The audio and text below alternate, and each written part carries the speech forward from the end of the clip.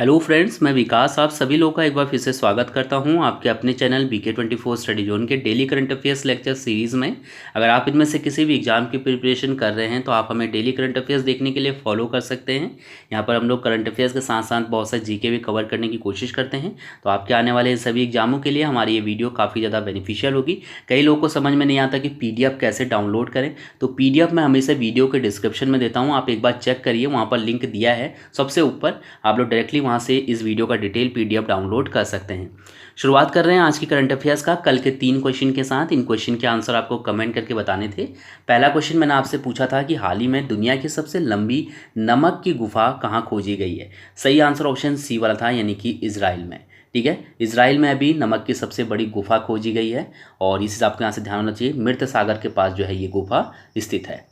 Question number second मैंने आपसे पूछा था कि भारत के सबसे दक्षिणी छोर को किस नाम से जाना जाता है। तो इसका सही आंसर ऑप्शन बी वाला था, यानी कि इंदिरा पॉइंट के नाम से। देन क्वेश्चन नंबर थर्ड था कि निम्न में से किस राज्य सरकार ने सरकारी कर्मचारियों के माता पिता की रक्षा के लिए परिणाम आयोग की स्थापना की है। तो उसका सही आंसर ऑप्शन डी वाला था, यानी कि असम ने। असम की सरकार ने जो भी इनके कर्मचारी हैं, यानी कि जो सरकारी कर्मचारी हैं, उनके जो माता पिता है उनकी देखभाल करने के लिए जो है एक कह सकते हैं जवाबदेही तय करने के लिए एक आयोग की स्थापना की है। इसका नाम रखा गया है परिणाम। तो इस आयोग के माध्यम से जो भी अभिभावक है उन पे नज़र रखी जाएगी कि उनकी देखभाल सही से की जा रही है या नहीं की जा रही है सरकारी कर्मचारी के द्वारा। अगर कोई भी शिकायत होती है तो इस आयोग में की जा सकती है। माता पिता खुद कर सकते हैं या फिर कोई अन्य व्यक्ति भी कर सकता है कि ये अपने माता पिता की जो है सही से देखभाल नहीं कर रहा है, तो ये जो परिणाम आयोग है इसके द्वारा उस व्यक्ति पे कार्रवाई होगी। ठीक है, जो सरकारी कर्मचारी होगा। चलिए अब शुरू करते हैं आज की करंट अफेयर्स। हमारा पहला क्वेश्चन है कि 1 अप्रैल को निम्न में से किसे ICC का मुख्य कार्यकारी अधिकारी यानी कि CEO नियुक्त किया गया है। तो इसका सही आंसर है ऑप्शन डी वाला, यानी कि मनु साहनी को। मनु साहनी को ICC का मुख्य कार्यकारी अधिकारी यानी कि CEO नियुक्त किया गया है। ये डेव रिचर्डसन का स्थान लेंगे, जो कि जुलाई में विश्व कप के बाद अपना पद छोड़ रहे हैं। तो इस चीज़ आपको यहाँ से ध्यान होना चाहिए। मनु साहनी जो है काफ़ी टाइम से डेव रिचर्डसन के साथ जो है काम कर रहे थे, ताकि ये आसानी से जो है सारा काम समझ लें और उसके बाद जब ये अपना पदभार ग्रहण करें तो इनको किसी तरीके की कोई दिक्कत नहीं होगी। मनु साहनी की नियुक्ति जनवरी में की गई थी, इसी साल जनवरी 2019 में। तो तब से जो है ये काम कर रहे थे इनके साथ में और मतलब सीख रहे थे एक तरीके से कि किसी भी तरीके से जो है जब ये पदभार ग्रहण करें तो इनको दिक्कत ना हो। तो इसे ध्यान रखिएगा कि मनु साहनी को ICC का मुख्य कार्यकारी अधिकारी नियुक्त किया गया है, यानी कि CEO नियुक्त किया गया है। ICC के जो चेयरमैन हैं वो हैं शशांक मनोहर। तो एग्जाम में ये क्वेश्चन पूछा जाता है कि ICC के चेयरमैन कौन है, तो आपको इस चीज़ भी यहाँ से ध्यान होनी चाहिए। ये देख रहे हैं आप, तो ये कौन है? ये मनु साहनी है, जो कि CEO हैं ICC के। ठीक है, मुख्य कार्यकारी अधिकारी हैं ICC के। इसके बाद क्वेश्चन नंबर सेकंड है, जो कि हम लोग 3-4 बार पढ़ चुके हैं ऑलरेडी पहले भी। आप तुरंत आंसर बता सकते हैं इसका। बताइएगा मुझे कि 1 अप्रैल को बैंक ऑफ बड़ौदा, देना बैंक और किस बैंक का विलय हो गया। ओके, सो आपने आंसर सोच लिया। इसका सही आंसर ऑप्शन ए वाला है, यानी कि विजया बैंक। विजया बैंक, देना बैंक और बैंक ऑफ बड़ौदा, इन तीनों का विलय हो गया। बेसिकली अगर हम बात करें विजया बैंक और देना बैंक का, तो इनका जो विलय हुआ वो बैंक ऑफ बड़ौदा में हो गया। ये क्वेश्चन मैं आपको 3 बार ऑलरेडी पहले भी करा चुका हूँ। आपको पता होना चाहिए कि अब bank of Baroda state bank और HDFC बैंक के बाद देश का तीसरा सबसे बड़ा बैंक बन गया है। अभी 2-4 दिन पहले हमने ये क्वेश्चन पढ़ा था कि अभी सरकार ने बैंक ऑफ बड़ौदा में 5042 करोड़ रुपए का निवेश किया है। तो ये भी मैंने आपको बताया था, उस वक्त भी मैंने ये पॉइंट आपको बताए थे। ध्यान रखिएगा, इंपॉर्टेंट क्वेश्चन है ये एग्जाम के लिए। इसके बाद क्वेश्चन नंबर थर्ड है कि 1 अप्रैल को इसरो ने किस रक्षा उपग्रह का सफल परीक्षण किया है। तो इसका सही आंसर ऑप्शन ए वाला है, यानी कि एमीसैट। 1 अप्रैल को इसरो ने एमीसैट रक्षा उपग्रह का सफल परीक्षण किया है। ये जो उपग्रह है काफ़ी लेटेस्ट उपग्रह है। इसको PSLV C45 रॉकेट के जरिए जो है भेजा गया है, इसकी कक्षा में स्थापित किया गया है। साथ ही साथ 28 अन्य सैटेलाइट को भी जो है हमने 3 अलग अलग कक्षाओं में सफलतापूर्वक स्थापित कर दिया है। तो एमीसैट के अलावा यहाँ पर 28 अन्य उपग्रह भी भेजे गए हैं, यानी कि सैटेलाइट भेजे गए हैं।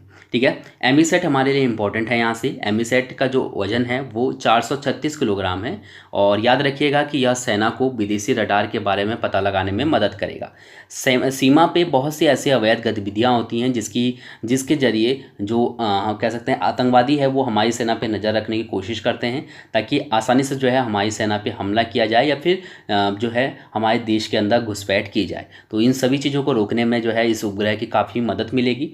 कोई भी अगर सीमा के आसपास कोई मोबाइल जो है ऑन रहता है जैसे बॉर्डर के आसपास, तो ये जो है बता देगा कि भैया हाँ यहाँ पर जो है ये मोबाइल ऑन है, तो उसको जो है ट्रैक किया जा सकता है। तो कुछ इसी तरीके के जो है इसमें काफ़ी लेटेस्ट जो है नई नई अपग्रेड यहाँ पर किए गए हैं। तो एमीसेट के बारे में सभी पॉइंट याद रखिएगा। इसरो की अगर हम बात करें तो जो मिशन है ये आंध्र प्रदेश के श्रीहरिकोटा में स्थित सतीश धवन स्पेस सेंटर में लॉन्च किया गया था और इसमें जो है 5000 लोगों के बैठने की व्यवस्था की गई थी। ठीक है, तो आपको ये भी याद रख सकते हैं, मतलब कि कह सकते हैं आम जनता की उपस्थिति में जो है इस रॉकेट का प्रक्षेपण किया गया था। इसरो के निदेशक हैं के सिवान और मुख्यालय है इसरो का बेंगलुरु में। स्थापना हुई थी 1969 में। ओके, चलिए ये आप देख रहे हैं, तो ये मैं आपको रॉकेट दिखा रहा हूँ जिसका नाम है PSLV C45 रॉकेट और इसी के जरिए जो है हमने एमीसेट को अंतरिक्ष में भेजा और साथ ही साथ 28 अन्य सैटेलाइटों को भी भेजा है।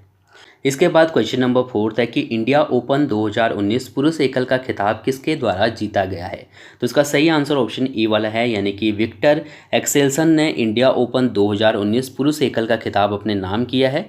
मैं आपको यहाँ पर से दिखा दे रहा हूँ, तो आप ये देख रहे हैं, ये हैं विक्टर एक्सेल्सन। ये डेनमार्क के बैडमिंटन खिलाड़ी हैं और इन्हीं के द्वारा इंडिया ओपन 2019 पुरुष एकल का खिताब जीता गया है। तो इसी से आपको पता होना चाहिए, ये एग्जाम में पूछा जाता है। साथ में ये पूछा जाता है कि महिला एकल का खिताब किसने जीता। तो महिला एकल का खिताब जीता है रथचानोक इंतानोन ने, जो कि थाईलैंड की रहने वाली हैं। अगर हम बात करें पुरुष डबल्स की तो ये ली यांग और वांग ची लिन ने जीता है। महिला डबल्स की बात करें तो ग्रेसिया पॉली और अपिरिया राहायू ने जीता है। और मिक्स डबल्स की बात करें तो वांग यीलू और हुआंग डोंगपिंग ने जीता है। तो इस हिसाब आपको यहाँ से ध्यान होनी चाहिए। यहाँ पर से जो इंपॉर्टेंट है सब याद मत करिएगा, फिलहाल में आप ये याद रख सकते हैं। अगर आपको और पॉइंट याद हो तो याद अच्छी बात है, लेकिन ये जरूर याद रखिएगा। और ये जो महिला एकल का मैंने बताया है ये याद रखिएगा। तो दो चीज़ें जो है एग्जाम में अक्सर पूछ ली जाती हैं, बाकी अगर आप चाहें तो ये भी याद रख सकते हैं, आप ही के लिए लिखे हैं। ओके, चलिए यहाँ पर से हम बात करेंगे क्वेश्चन नंबर 5 की कि हाल ही में निम्न में से किसे पाकिस्तान का नया विदेश सचिव नियुक्त किया गया है। तो इसका सही आंसर ऑप्शन ये वाला है, यानी कि सोहेल महमूद को पाकिस्तान का नया विदेश सचिव नियुक्त किया गया है। तो इसी से आपको पता होना चाहिए। ये क्वेश्चन हमारे लिए इसलिए भी इंपॉर्टेंट हो जाता है क्योंकि सोहेल महमूद जो है इससे पहले पाकिस्तान के जो है उच्चायुक्त थे, भारत में तैनात थे ये। तो इसी से आपको पता होना चाहिए, भारत में तैनात पाकिस्तान के उच्चायुक्त थे सोहेल महमूद और अब इन्हीं को विदेश सचिव बनाया है पाकिस्तान सरकार ने। ठीक है, तो ये जरूर याद रखिएगा। ये किसका स्थान लेंगे, तो ये वर्तमान में जो विदेश सचिव हैं तहमीना जंजुआ, तो ये रिटायर हो रही हैं 16 अप्रैल को, तो इन्हीं का स्थान लेंगे। ओके, सो इनका नाम जरूर याद रखिएगा, ये सोहेल महमूद। इसके बाद क्वेश्चन नंबर 6 है कि निम्न में से किस संस्था के द्वारा हाल ही में mind the gap state of employment नामक रिपोर्ट जारी की गई है। तो इसका सही आंसर है ऑप्शन सी वाला, यानी कि ऑक्सफेम। ऑक्सफेम की तरफ से mind the gap state of employment report जारी की गई है और इस रिपोर्ट में बेसिकली बताया गया है भारत में जो रोजगार संबंधी जो समस्याएं हैं उसके बारे में जो है यहाँ पर बताया गया है। सबसे पहले ये जो पॉइंट लिखा है मैंने इसको देखते हैं। तो इसमें बताया गया है कि भारतीय श्रम बाजार में गुणवत्ता युक्त नौकरी की कमी है और मजदूरी दर में बढ़ती असमानता आम बात है। मजदूरी दर में इतनी असमानता है कि मान लीजिए अगर ये कोई सिटी है तो आप यहाँ पर अगर आप काम कर रहे हैं तो आपको 100 रुपये मिल रहे हैं और उसके बगल के कोई दूसरा कह सकते हैं सिटी नहीं कहेंगे हम, और दूसरा इलाका है तो वहाँ पर आपको हो सकता है उस काम के 50 रुपये मिले। तो इतनी असमानता है भारत में। ठीक है, और साथ में इस रिपोर्ट में और क्या कहा गया है ये भी देख लीजिए। इस रिपोर्ट के अनुसार अभी भी जो महिलाएं हैं उनकी भागीदारी कम है। सभी कार्य क्षेत्रों में महिलाओं के मुकाबले पुरुष जो है ज़्यादा हैं। ठीक है, यानी कि पुरुषों की संख्या है वो ज़्यादा है काम करने वाले। इसके अलावा इस रिपोर्ट के अनुसार जो अभी मौजूदा सरकार है उसका जो विकास मॉडल है वो बेरोजगारी की स्थिति जो है पैदा कर रहा है। जो भी जो है अभी हमारी जो भाजपा सरकार है, जो भी उनके जो मॉडल हैं विकास के मॉडल, उसकी वजह से जो है बेरोजगारी लगातार बढ़ती जा रही है। तो इस रिपोर्ट में ये सभी चीज़ें कही गई हैं। क्वेश्चन नंबर 7 है कि हाल ही में निम्न में से किस देश ने दूसरी पीढ़ी के रिले उपग्रह लॉन्च किए हैं, यानी कि second generation relay satellite launch किए हैं। तो इसका सही आंसर ऑप्शन ए वाला है, यानी कि चीन ने अभी हाल ही में second generation relay satellite launch किए हैं। आपको पता होना चाहिए कि इस सैटेलाइट का नाम है तियानलियन सेकंड 01। तो अगर आपसे एग्जाम में ये पूछा जाता है कि तियानलियन सेकंड 01 उपग्रह किसने लॉन्च किया है, तो आपको पता होना चाहिए कि चीन ने लॉन्च किया है। इसको लॉन्ग मार्च 3C रॉकेट के जरिए लॉन्च किया गया है। यह उपग्रह नेटवर्क, मानवयुक्त अंतरिक्ष यान, उपग्रहों, वाहक नेटवर्क और गैर अंतरिक्ष यान के ट्रांसमिशन सेवाएं प्रदान करेगा। तो इस हिसाब यहाँ से ध्यान रख सकते हैं। और इसके अलावा ये याद रखिएगा कि चीन ने अप्रैल 2008 में पहला डेटा रिले उपग्रह तियानलियन फर्स्ट 01 लॉन्च किया था, और अब जो है इसको सेकंड लॉन्च किया गया है। इसको अपग्रेड करके भेजा गया है। ये सेकंड जनरेशन का इसका उपग्रह है। यहाँ पर से हम लोग बात करेंगे अब क्वेश्चन नंबर 8वें की कि मियामी ओपन 2019 में पुरुष एकल का खिताब निम्न में से किसके द्वारा जीता गया है। तो इसका सही आंसर ऑप्शन डी वाला है, यानी कि रोजर फेडरर ने मियामी ओपन 2019 में पुरुष एकल का खिताब अपने नाम कर लिया है। स्विट्जरलैंड के खिलाड़ी हैं रोजर फेडरर। ये इन्होंने चौथी बार ऐसा किया है, यानी कि चौथी बार जो है इन्होंने मियामी ओपन का खिताब अपने नाम किया है। तो एग्जाम में जब ये क्वेश्चन पूछा जाएगा तो सीधे सीधे ऐसे ही आएगा, मियामी ओपन 2019 किसने जीता है। ध्यान रखिएगा कि रोजर फेडरर ने जीता है। अगर मैं आपको यहाँ पर दिखाऊँ तो ये हैं रोजर फेडरर, जो कि स्विट्जरलैंड के खिलाड़ी हैं। इसके बाद क्वेश्चन नंबर 9 है कि हाल ही में टेस्ला ने एशिया की सबसे बड़ी ऊर्जा भंडारण प्रणाली का निर्माण कहाँ किया है। तो इसका सही आंसर ऑप्शन ए वाला है, यानी कि जापान में टेस्ला ने एशिया की सबसे बड़ी ऊर्जा भंडारण प्रणाली का निर्माण किया है। जापान के ओसाका ट्रेन स्टेशन पे जो है इसकी स्थापना की गई है। तो आप यहाँ पर से देख पा रहे होंगे। इसका जो मेन उद्देश्य है वो गाड़ियों की ऊर्जा की मांग को कम करना है और आपातकालीन बैकअप जब भी चाहिए होगा तब बिजली प्रदान करना है जापान को। और ये चीज़ यहाँ से ध्यान रखिएगा कि जो ये प्रणाली स्थापित की गई है, ऊर्जा भंडारण प्रणाली, ये ओसाका में एक रेलवे ऑपरेटर किन्सू के साथ साझेदारी में लॉन्च किया गया है इस प्रणाली को यहाँ पर। ठीक है, किसकी तरफ से? टेस्ला की तरफ से। अगर हम यहाँ पर से बात करें, अगर मैं आपको सीधी भाषा में बताऊँ तो जैसा मोबाइल का पावर बैंक होता है, अगर लाइट चली जाती है तो आपका मोबाइल कैसे चार्ज होता है? पावर बैंक की मदद से। मतलब आपने जो है वो जो बिजली है उसको अपने पास रखा हुआ है बैकअप के तौर पे, तो जब आपको आवश्यकता होती है तब आप अपना मोबाइल चार्ज कर लेते हैं। तो उसी तरीके से जो है ये ऊर्जा भंडारण प्रणाली है, ये बैकअप है, पावर बैकअप है ये। ठीक है, तो इस चीज़ को यहाँ से ध्यान रखिएगा। अगर हम बात करें जापान की, तो यहाँ की जो राजधानी है वो है टोक्यो, मुद्रा है जापानी येन, और प्रधानमंत्री हैं शिंजो आबे। और इसके अलावा अगर हम मैप में मैं आपको दिखाऊं तो ये अपना इंडिया है और ये जो पड़ता है ये है जापान। अगर हम इसको थोड़ा सा जूम करके देखते हैं तो इसकी जो राजधानी है टोक्यो वो भी हमें यहाँ पर दिखाई दे रही है। क्वेश्चन नंबर 10वां है कि उत्कल दिवस कब मनाया जाता है। तो उत्कल दिवस मनाते हैं 1 अप्रैल को। उत्कल दिवस, या फिर आप इसको बोलेंगे उड़ीसा दिवस। ठीक है, उड़ीसा का स्थापना दिवस होता है 1 अप्रैल को। सामान्यतः इसको उत्कल दिवस के नाम से एग्जाम में पूछा जाता है, तो इसको ध्यान रखिएगा। वो उड़ीसा का गठन हुआ था 1936 में, बिहार से अलग होकर जो है इसका गठन हुआ था। ठीक है, तो ये 2 पॉइंट हैं, आप 2 के 2 याद रख सकते हैं। उड़ीसा के बारे में कुछ पॉइंट जान सकते हैं आप यहाँ से। उड़ीसा की राजधानी भुवनेश्वर है, जिले हैं 30, गठन हुआ था 1 अप्रैल 1936 को। राज्यपाल हैं गणेशी लाल। अगर इसी तरीके से हम मुख्यमंत्री की बात करें तो नवीन पटनायक यहाँ के मुख्यमंत्री हैं। मुख्य न्यायाधीश हैं न्यायमूर्ति KS झावेरी। विधानसभा अध्यक्ष हैं प्रदीप कुमार अमात। सीटों की बात करते हैं तो विधानसभा के लिए 147 सीटें, राज्यसभा के लिए 10 और लोकसभा के लिए 21 सीटें हैं उड़ीसा से। अगर हम उड़ीसा चलेंगे तो इस मैप में देख के हम बता सकते हैं कि उड़ीसा की जो सीमा है वो कितने राज्यों से लगती है। तो इस साइड से अगर हम देखेंगे तो आंध्र प्रदेश लगा हुआ है, इधर से छत्तीसगढ़, इधर से झारखंड और यहाँ से पश्चिम बंगाल। तो आपको ये सभी चीज़ें याद होनी चाहिए।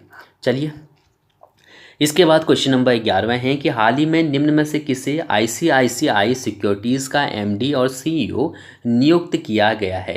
तो सही आंसर ऑप्शन ए वाला है, यानी कि विजय चंडोक को ICICI सिक्योरिटीज़ का MD और CEO नियुक्त किया गया है। ये शिल्पा नवल कुमार का जो है स्थान लेंगे और इनका जो कार्यकाल है वो 7 मई 2019 से शुरू होगा। किसका? विजय चंडोक का। आप यहाँ पर से देख पा रहे होंगे, तो यही हैं ICICI सिक्योरिटीज़ के नए MD और सीईओ, जो कि 7 मई 2019 को अपना पदभार ग्रहण करेंगे। अब बात करते हैं आपके लिए आज के प्रश्नों की। इनके आंसर आप मुझे कमेंट करके जरूर बताइएगा। पहला क्वेश्चन आपके लिए है कि ऋग्वेद में निहित गायत्री मंत्र किस देवता को समर्पित है? ओके, सो आंसर बताइए फटाक से। सेकंड क्वेश्चन आपके लिए है कि भारत में सबसे पहली जनगणना किस वर्ष हुई थी? किस वर्ष हुई थी ये भी बताइएगा, और किसके कार्यकाल में हुई थी ये भी मुझे बताइएगा। देन क्वेश्चन नंबर थर्ड आपके लिए है कि 29 मार्च को भारत और कौन से देश के मध्य सुंदरबन से होते हुए क्रूज सेवा शुरू की गई कर दीजिए यहाँ पर। ठीक है, तो बताइएगा मुझे भारत और किस देश के मध्य में जो है सुंदरबन से होते हुए एक क्रूज सेवा शुरू की गई है 29 मार्च को। So thank you so much इस वीडियो को देखने के लिए। आपका दिन शुभ हो। धन्यवाद।